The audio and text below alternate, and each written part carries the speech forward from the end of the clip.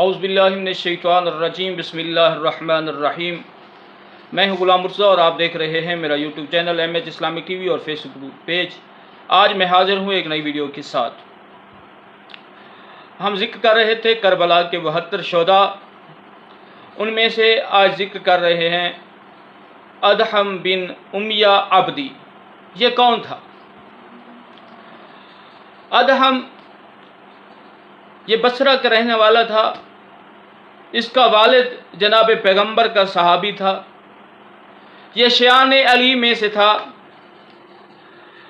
ماریہ بن منقذ عبدی بصرہ میں اس کا گھر تھا۔ ماریہ کے گھر میں شیعان علی اکٹھے ہوتے تھے۔ جو امام کی طرف سے پیغام آتا تھا، جو حکم آتا تھا، وہاں میٹنگ ہوتی تھی۔ ابن زیاد نے 61 ہجری میں اعلان کیا اور بصرہ کے عامل کو کہا کہ بصرہ کے تمام راستے بند کر دیے جائیں، کوئی بندہ نصرت امام حسین کی طرف نہ جائے۔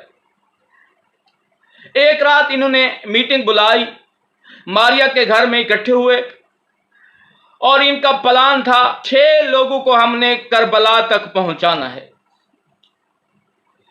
رات کے اندھیرے میں ادہم بن امیہ عبدی اور اس کے 5 ساتھی اور رات کے اندھیرے میں بصرے سے نکلے، ابن زیاد کے سپاہیوں کو ناکام کیا، کربلا کی طرف پہنچے۔ جب کربلا پہنچے، حالت کیا تھی کہ امام حسین نے خیمے لگا چکے تھے، خیمے لگ چکے تھے۔ امام حسین پر پانی کی پابندی لگ چکی تھی، بچے پیاسے تھے، پیاس کی شدت نے حملہ کیا ہوا تھا۔ ہر طرف التش التش کی آواز آ رہی تھی، صدائیں بلند تھیں، بھوک بھی تھی، پیاس بھی تھی۔ کربلا عاشورہ کا دن آیا، صبح ہی کا وقت تھا۔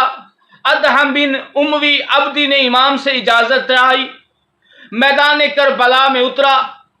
پہلے ہی حملے میں ادہم بن عبدی جام شہادت نوش کی اور جام شہادت نوش کرنے کے بعد امام علی سے جنت فردوس میں جا ملے اور جام کوثر نصیب ہوا۔